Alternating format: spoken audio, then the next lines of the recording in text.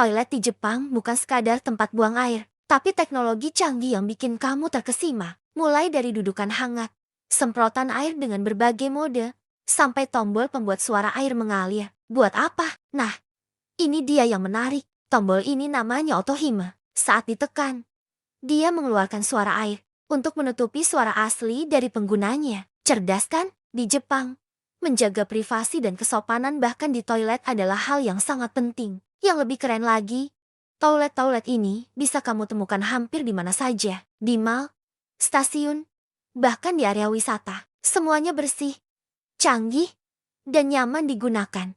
Di balik kesannya sederhana, toilet Jepang menunjukkan bagaimana budaya mereka menghargai kenyamanan, bahkan dalam hal yang paling pribadi. Penasaran dengan teknologi canggih Jepang lainnya? Jangan lupa subscribe dan aktifkan notifikasi untuk video menarik berikutnya. Sampai jumpa di video selanjutnya.